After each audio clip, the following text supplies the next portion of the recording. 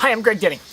I want to teach you about one of the most important lessons I've ever learned about leadership and influence. Because we're all leaders. I hope you are a leader in your home. If you're not, become one. Hope you're a leader in your life. Whatever it is you do in your workplace, even if you're the lowest employee, you can still be a leader because you do your work with excellence. You carry yourself with excellence. You have a positive influence. Every single person on this earth is your superior and my superior in some way. And in that way we can learn from them. That thought was from Ralph Waldo Emerson. And every person has a circle of influence. And you can do it at work, at school, at learning in church. Wherever you are, you can be a leader. And here, I think, is the greatest lesson. I just finished reading, now probably my all-time favorite book, 1,462 pages, the full, unabridged Les Miserables by Victor Hugo. And it was spectacular. One of the greatest things about this book is how it makes you feel. He is a masterful storyteller and author and teaches these great principles. And I remember stopping frequently throughout the book just to feel it. Right? I would stop frequently to think about what he had said, to think about the story. But more often than not, I was stopping to feel the scene, to feel the experience, to let it really touch me.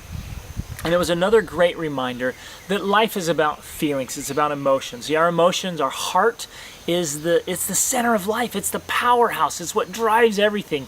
And most of what people do is because they want to feel something.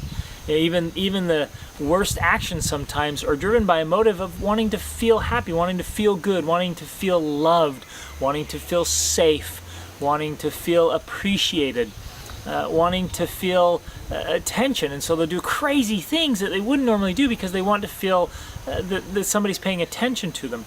And so we want feelings. And so that's the lesson. The lesson is feelings. How will people feel? How do you feel, right? It's not necessarily what somebody said. It's not necessarily what happened, but the feeling. We can go out and we have family vacations, family trips, family experiences, and it's the feeling. And we remember that, oh, you remember that? Remember that feeling? Remember how exciting that was? Remember how sad that was? You remember how scary that accident was, like we had in Alaska, and all these great things. It's the feelings. And so my challenge for you today, my invitation, is that you evaluate how you make others feel. How others feel after interaction with you. What will they remember right now in the role you have in your circle right now of influence, whatever situation? What will the people remember about the way you made them feel? When you walk into a room, are people excited and alive and energized? Are they happy to see you? Are they feel inspired and edified? Or when you come in, they're like, oh boy, that guy's here. Or, oh no, here she comes. Or when you have left, will they say, man, that was inspiring, that was edifying, that was awesome. She always makes me feel so good, right? How will they remember in feeling, not necessarily what you said or what you did, but in their feelings, how will they remember the feeling of you, and they associate that feeling with you? And that's the most important lesson in leadership. How do we make people feel? And we need to do that with our actions, with our words, but with our gestures and with the energy and the feelings we share with others. And we need to be present.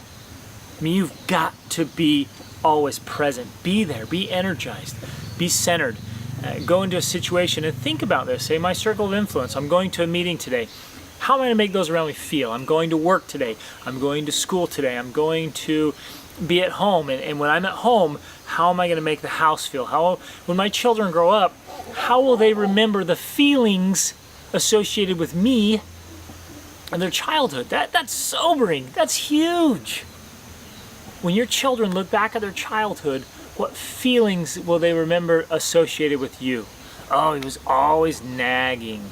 Oh, she was always getting on me. Oh, she was always frustrated because I wasn't doing things good enough. Or, oh, they always made me feel so good. They always were so happy, so jovial. They always made me feel better. Whenever I was down, they always lifted me up. Whenever there was a challenge, they always made me feel like I could do it.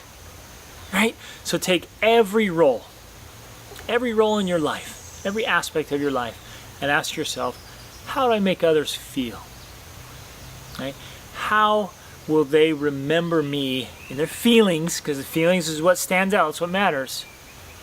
How will they feel about me after this interaction? And maybe you have to have a tough conversation. Maybe you got to say some hard things.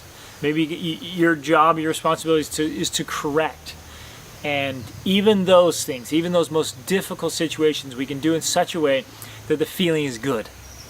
So let's not be abrasive. Let's not be tactless. Let's not be, rough and rude. Instead, let's be patiently, kindly, lovingly firm, influential, and let's go about our lives giving off good feelings. We can go through our whole life saying, everyone that I interact with, everyone I come in contact with can feel a little better for having interacted with me. What a great goal. So let's go out, starting today, and let's start evaluating that. Let's start making better choices, better decisions about how we influence others and their feelings and their thoughts. Reach upward.